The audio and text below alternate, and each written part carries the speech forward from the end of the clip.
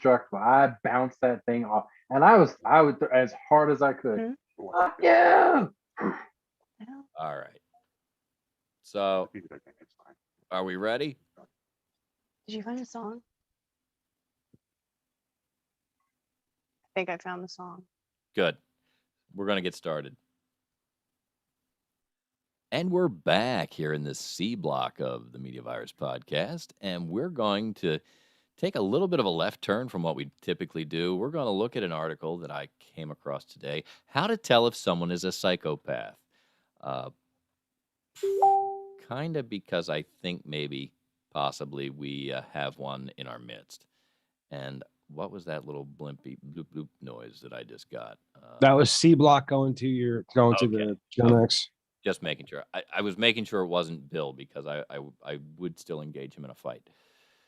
So Wait, are we doing just the tips first or the psychopath first? Well, if you really, if you just kept your mouth shut, you'd have found out real quick. No, see, women, we don't keep our mouths shut anymore. Well, I've been having a really hard time ever since Roe versus Wade. I've been having a real hard time. I'm seriously with I can't even make like jokes about women anymore. Like it's almost like you just want to pound them on the head. Aw, you know what I mean? So I'll let her have. Where'd You Go? I'll let her have that. You're right. Go ahead. All right, Mike.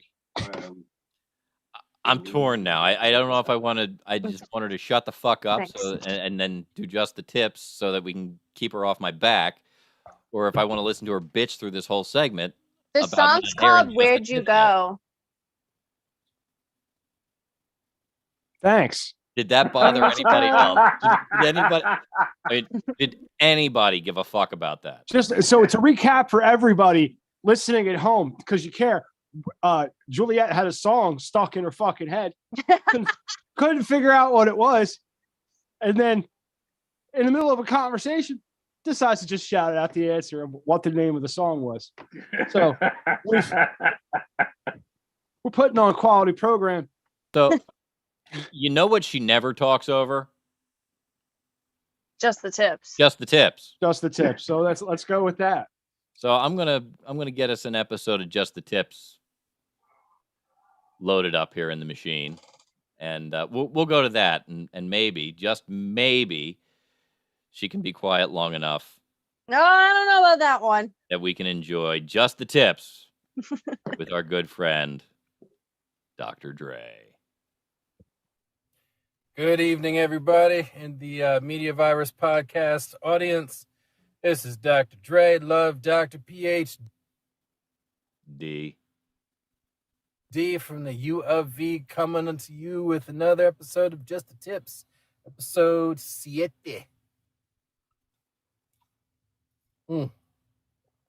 That's good. All right, this one's for the ladies. Now listen, ladies. Gold standard in blowjobs is when you approach the 1 hour mark. Now, here's a couple of tips for how you can pass that 1 hour mark. Tip number 1, envision all of the sandwiches that you will not have to make once you pass that 1 hour mark, because you will have taken that man's soul and he will be unconscious for the next hour or two, and be free to ice up your jaw, do some stretches, shit like that. Tip number 2, don't be afraid to use your hands, but not too much. Oral sex should sound like a struggle for air. You know what I'm saying? Like, make me feel beautiful. You should feel you should feel that your man is the most that dick is the most important thing in your life right now. And focus on it, concentrate on it. You should not be able to have a conversation while giving head. It should sound like you're at the dentist's office. That's what it should sound like. It should sound like you're struggling for air. because that's what makes me feel beautiful. You know what I'm saying? When you've let me know that my dick and my oral pleasure is more important than your air, that makes me feel beautiful. You know what I'm saying? And that's when the rewards come back to you tenfold. It's all about karma. You know what I'm saying, ladies? If you want those blessings, if you want those benefits of surpassing that hour mark, that gold standard that comes along with it, yeah, try it out. Once again, this is the Love Doctor, Dr. Dre, PhD from the U of V, Media Virus Podcast, Just the Tips. Siete. And that was Just the Tips with Stanley, Dr. Dre McFadden.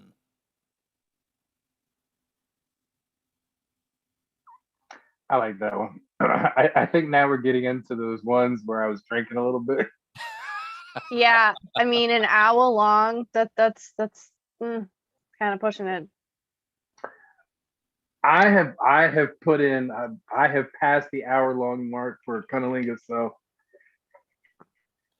So I'm actually glad that we did Just the Tips first. Matt, you're muted if you're trying to talk to us. I said some really funny shit. You guys missed it. I saw your lips move, and I'm like, I bet he's not Say talking it to his wife. again. It was fucking hilarious. I guarantee it. I forget, but I Aw. laughed at it. So I'm really glad that we did Just the Tips first, because now we can talk about the term psychopath. It refers to someone who does not follow the moral norms of their society and lacks empathy and remorse. People displaying psychopathy are callous, manipulative, and deceitful. They often commit acts of violence, theft, or fraud to get others to do what they want.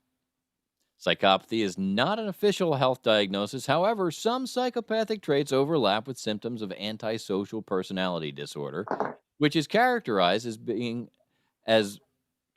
by an ongoing disregard for the rights, feelings, and safety of others.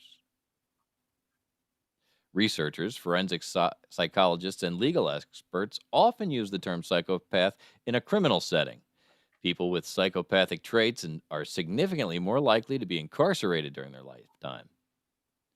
So we're going to read on to learn more about psychopathy, including the traits, signs, and differences between a psychopath and a sociopath.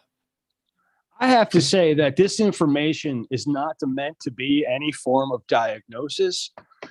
We are not a self-help group. So if you're at home trying to identify if you are a psychopath, we're not experts in this field. That's right. We're not experts. But if you feel like you might recognize some of this stuff, you may want to seek the help of an expert.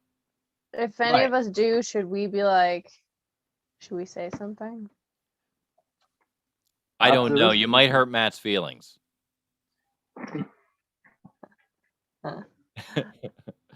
All right. Well, let's continue down this path and see if any of us are psychopaths. All right. So what is a psychopath? Researchers use the term psychopath to describe a person who exhibits consistently callous and unemotional behavior. A person displaying psychopathy lacks empathy, shame, and remorse, which leads them to consistently violate the rights and well-being of others. They may lie, cheat, and steal to get their way. The only thing I deal with a lot of remorse and like guilt. And shame. I do terrible shit, but I feel bad about it. So I don't think. Yeah, no. Okay, so you get embarrassed pretty easily too. I've noticed. We're just like, "Aw, Maddie, it's okay." It is kind of cute, right? Especially the vile shit that comes out of my mouth sometimes, and then to embarrass me just a little bit, make me blush. You're like, what the fuck? He was just What I think is the best was when you embarrass yourself, and it's like a split second after you've said it, and then you like start. You I just thought, fuck, I said too much. Yeah. All right. So researchers suggest that the rate of psychopathy in the general population is about 1.2%. Men are significantly more likely than women to exhibit these traits. Hey, psychopaths appear in all walks of life. In fact, many of them are highly successful CEOs, surgeons, salespeople, or managers. Mm-hmm. I can see that. I was a wish I didn't know question. One of them was the only one of the high school, college professor has the least amount of psychopaths per capita, I suppose, the college professors, but doctors, lawyers, salespeople. Yep. I can totally see with like surgeons, because it's like if you're constantly cutting open bodies every fucking day, it's gonna kind of like, do something to your brain to just. A lot of them get a God complex. Oh my God, I know. Terrible. Estimates suggest that up to 25% of prisoners can actually be classified as psychopaths, and they tend to be overrepresented in that population. I doubt they're overrepresented in that population. I think there's a distinct line too between someone being a psychopath and someone having like the remorse and the conscience just beaten out of them over time. You can have psychopathic traits and not be a psychopath. That's right. Okay, so that's good news for people. So, although psychopathy is not a clinical diagnosis, it shares many traits with antisocial personality disorder, ASPD, and people with ASPD are sometimes referred to as sociopaths. And some researchers use the term sociopath and psychopath interchangeably. I'm curious to know, with the antisocial disorder, how do you get diagnosed for that? Because like, I'm very antisocial, but I don't have antisocial disorder. So like, how do you know? It's different. Antisocial disorder comes from, you have to first be diagnosed with something else before the age of 15. And it has something to do with, no. It has nothing to do with how you do it with social anxiety or how you act in public. It's something like dysmorphia specific. Or something. No. It's violent behavior exhibited in public as an adolescent. Yeah. Okay. Antisocial personality disorder is a long-lasting mental health condition that involves a reckless disregard for one's own safety and the safety of others. Right. It's not the same thing as social anxiety or I don't like being in public. That's nothing to do with that. Both psychopaths and sociopaths lack empathy for others and remorse for their actions, and are both often willing to manipulate and exploit others through lying, cheating, stealing, or violence, for example, to get what they want. However, only about a third of the people with ASPD would be characterized as having psychopathy. Unlike most people with ASPD, people displaying psychopathy are also prone to vanity, arrogance, fearlessness, and an excessive need for praise and admiration. Sounds like a Leo. People with ASPD, I think he's trying to point at me. are more likely to be chronically irresponsible, often neglecting their duties at work or school. So, here's the sign. Is this just a long lecture on how I should? This is an intervention, Maddie. Is that what this is? We all care about you. So the signs of psychopathy. That's your mistake. Most people displaying psychopathy begin to exhibit antisocial traits during childhood, often before the age of 10. However, someone can develop psychopathic traits later. Some of the personality traits and tendencies associated with psychopathy include superficial charm, emotional detachment, lack of empathy, impulsivity, chronic uncontrolled anger, low tolerance for boredom, intense craving for excitement, novelty, and reward, pathological lying, fearlessness, dominance, self-centeredness, entitlement, and arrogance.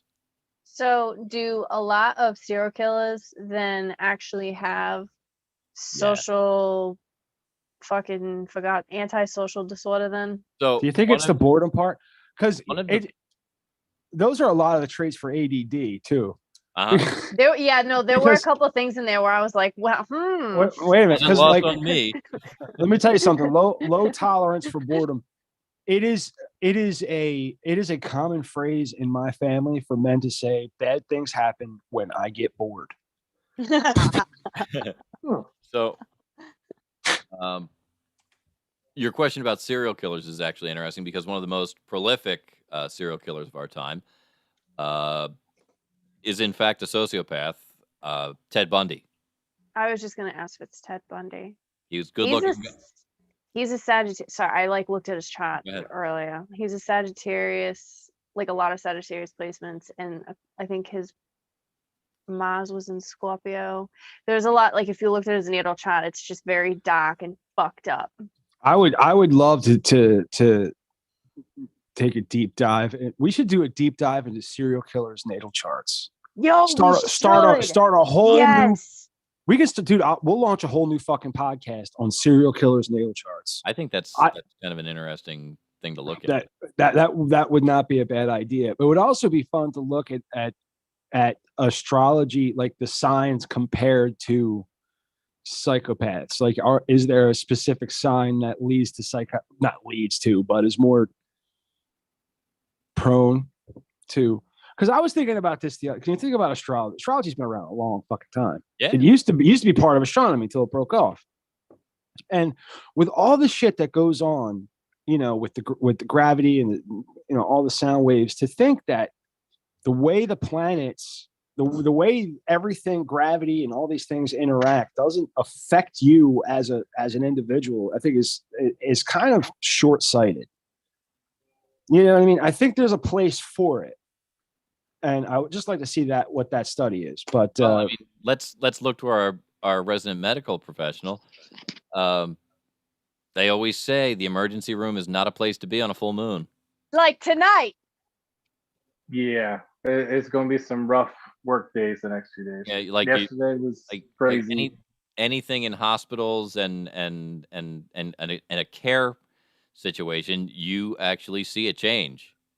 Mm-hmm. I never have to look outside to know when it's a full moon. No, because it's the God's honest truth is that, of course the gravity of that thing is going to affect us. We're made like it has gravity, there's magnetism, there's metal. Like, I've been deficient in iron. I don't get enough iron in my diet apparently, and I've had to take iron supplements when I was hospitalized. There's a magnetic effect that happens because, iron's a part, like we need that shit. It makes sense. From smarter people than me can explain it. But for me, just like the moon does cool stuff. It does. It's where the term lunatic comes from. Yeah. Dang. All right. So there's also some patterns of behavior that they include disregard for rules, norms, consequences, and the law, physical aggression, willingness to manipulate, con, and exploit others for personal gain, criminal behavior, including theft, fraud, and severe acts of violence. I'm not willing. I don't have any willingness to con. I can't con anybody. I can't lie to people. I wish I could. I really, dude. I wish. Much better salesman. And that was a problem. I can only really sell things I believe in. Like, I have to really like the company that I'm selling for, or I don't do a good job. And usually what happens is I get disillusioned at a company. I'll think everything's great, and I'll get disillusioned, and then my attitude goes to the fucking toilet. But what the fuck was I going to say? Oh, the You're not concept. good at lying. I would love to be like a cult leader. Yeah. Like, how great would that be? Just be like, no, I'm the second coming of Christ. Follow me. Just get everybody's money. Fuck everybody's wife. Think about how fucking cool that would be. Seriously. I'm pretty sure that we could do that. And you don't have. Here's the thing: when you're passing out Kool-Aid, like if you're a cult leader, you don't have to kill like everybody. You can just kill the people that don't. You don't like. That you don't like. They might believe in you, but you can just get rid of them. Being a cult, it's all upside, man. It's all upside. You get the special Kool-Aid. That's right. There was also lack of personal connections, multiple short-term relationships, divorces or custody disputes, abuse of animals and children. I've never done that ever. Well, that's good. Let's just say it. Low marital satisfaction. Maybe as a child, it was substance abuse. Weird. So okay, well, I never abused a child. So there's no single known cause of psychopathy, but researchers have identified several possible contributing factors, including genetics, brain structure, and childhood trauma. Let me ask this question to the group, because I feel awful about this. But have you ever thrown anything at an angry cat? and No. hit the cat ever? No. I've never connected. No. Never. No, Have I've you never- never? But you've thrown shit angrily at a cat. Oh yeah, yeah. No. Dre, No. you ever thrown anything angrily at a cat? Like the cat like pissed on your fucking bed or something? Cat toys. I threw never something. have. I threw something at a cat, and if I didn't hit that cat right in the fucking head, and it wasn't soft, and I felt bad, we took it to the vet. She was fine, but I felt fucking terrible. I've never connected. I've never seen it. Like, it was almost like that bitch, like it was for spite. She's like, I'll take your shit and make you fucking deal with it. We eventually had to give up the cat because the cat would. The reason I was so angry at the cat is it kept attacking my kid. And you just pissed it off more.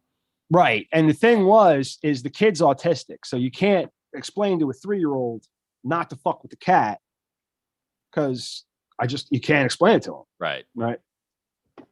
Oh, I almost got the fly. I almost fucking got him. Had him in my hand and just let him go. Well, that's not an unreasonable reaction.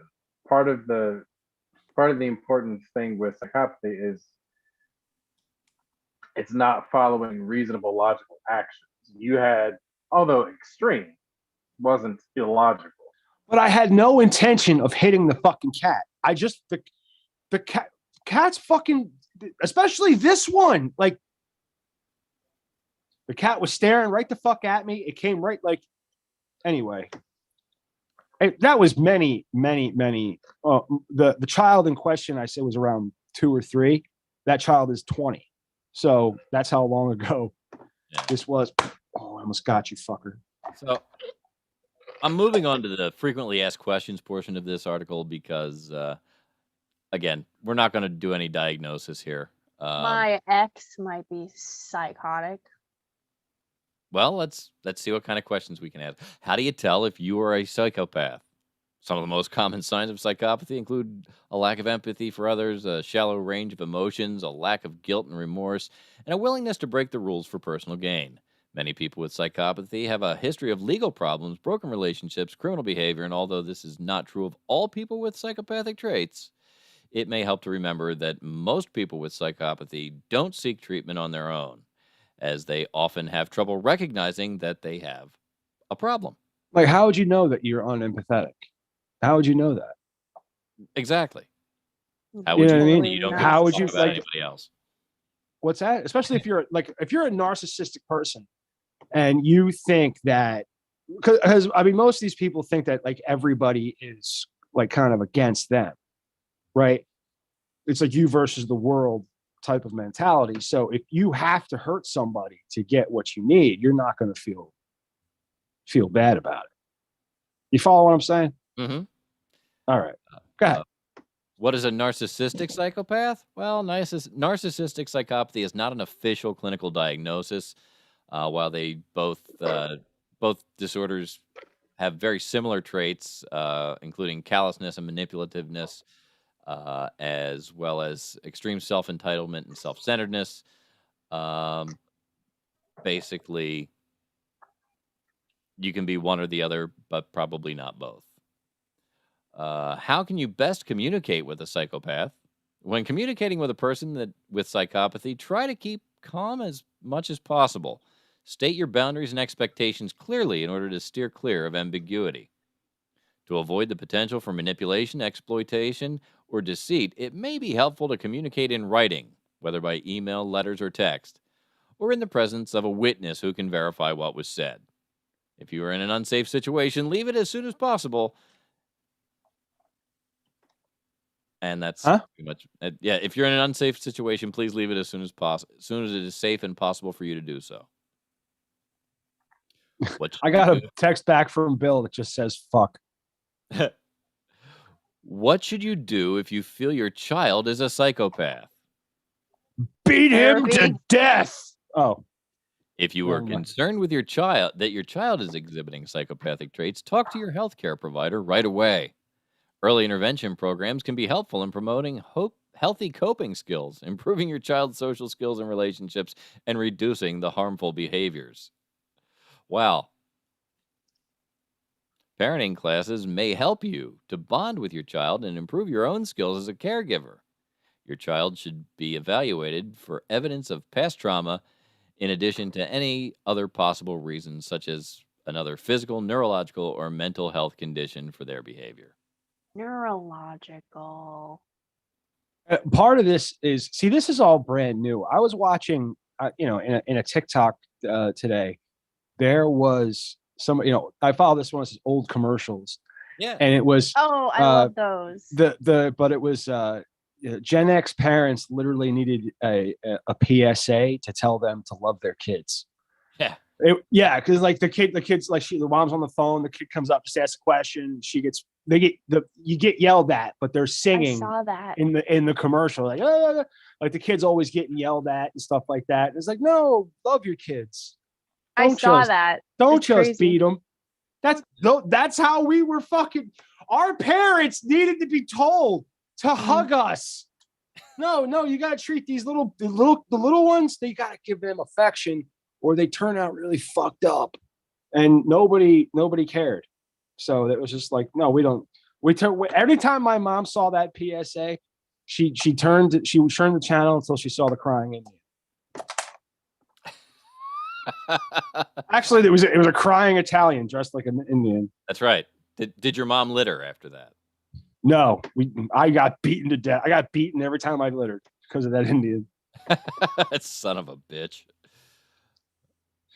Do you remember watching the Cosby Show? Yes. Mm-hmm. Do you remember how Rudy used to kiss the parents and they used to call it a slurbit? And Rudy used to go up to her mom and dad and go and do like a fart on the cheek, and it was all cute. I did that to my mom one time, and I had a mark across my face that just this way. She just came around full, and she was playing piano. And I came up, and I thought it was real cute. She came from this arm to this side, full swing. Bam! Never did that again. I learned my lesson. I imagine you probably did. Affection's a no-no. So let's just talk about the differences in parenting that we all are aware of. So when I was a child, well, actually when I was born, my grandfather thought it would be really cool to pass along a car seat so that my parents had a car seat for me. Oh, remember back in the day and you could fucking do that? And now they expire. Yeah.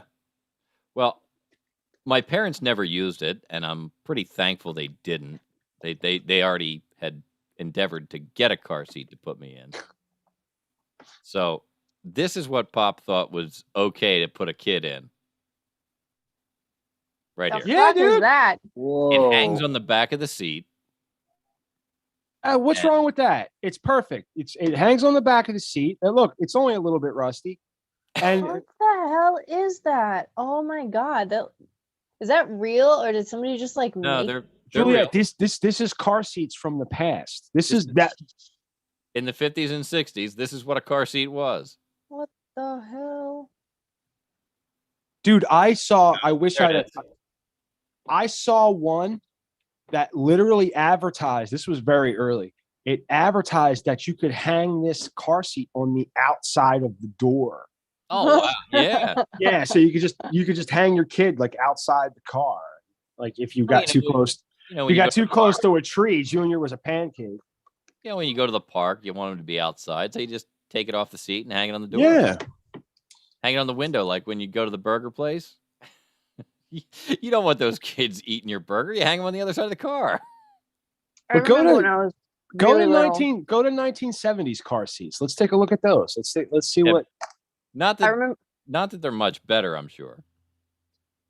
I remember when I was really little, I used to sit, my Nana would pick me up from kindergarten, and I used to sit in the front seat of the car because there were 3 seats in the front. I used to sit right in the front. Do you guys remember those cars? Yes. Yeah. A little bit more padding this time. We got a little bit more padding, but we're still hanging it on the back of the seat in the early 70s. Yeah. Let's see. Okay, so this is basically the car seat that I remember.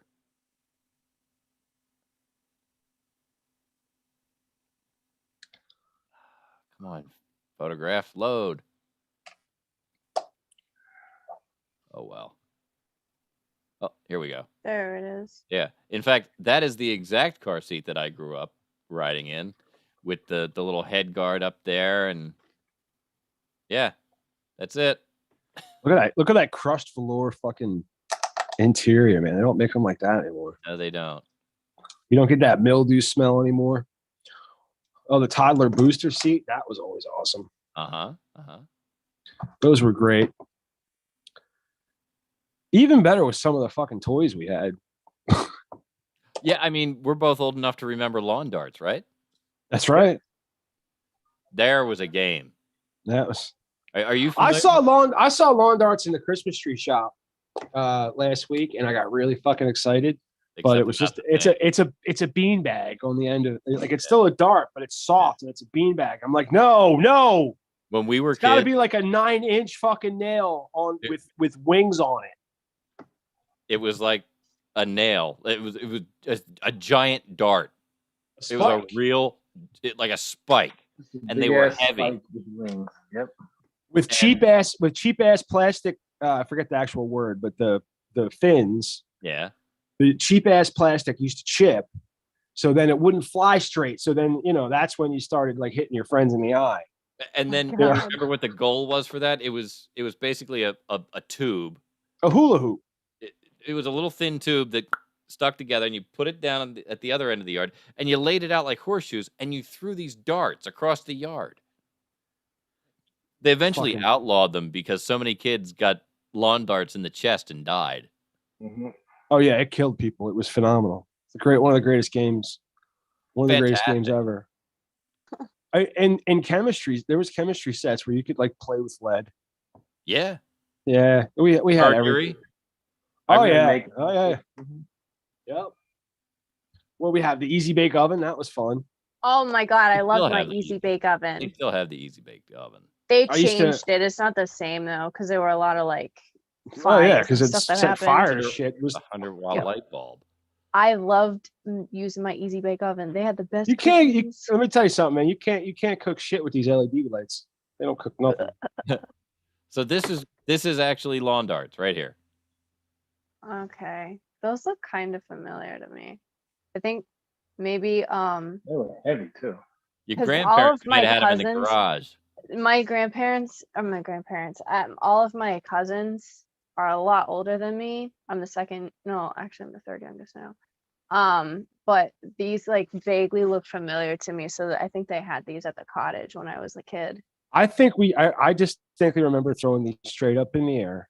Yes. Yep. And trying as high as you could and trying to get out of the fucking way. Trampolines. How many kids like lost limbs or function off the that happened to me on a trampoline because I used to be a gymnast. I banged my knee into my lip and I split my lip open and I got blood everywhere. Damn. That was fun. So this article actually says hot dogs are more dangerous than lawn darts, but I'm not buying it. Well, you choke on fucking hot dogs, man. Yeah, hot dogs and grapes are very dangerous for kids under the age of 5. So you have to cut them. Have you ever been impaled by a hot dog? Don't answer that. No, I was just going to say, you don't want to answer that.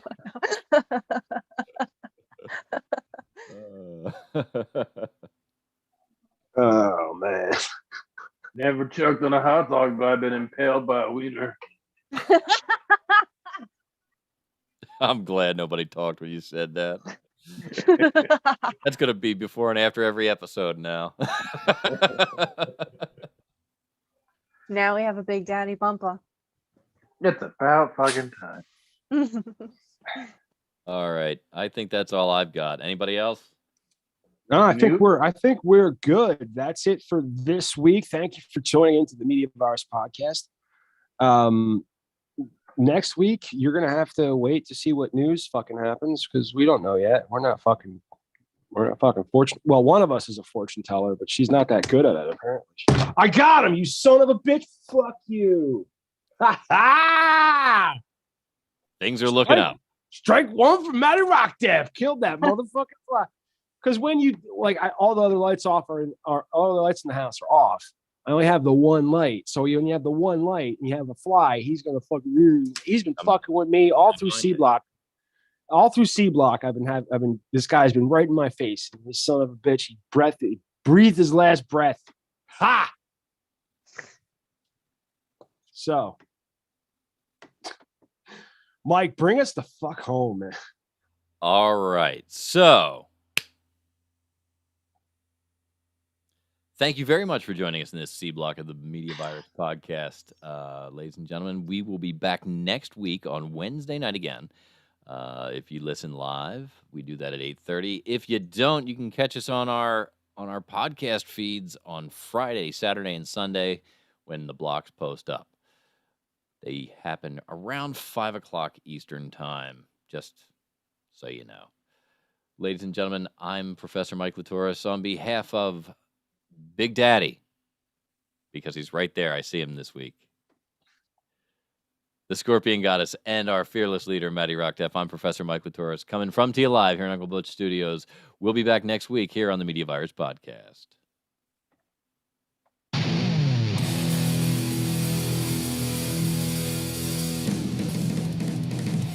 You're in for a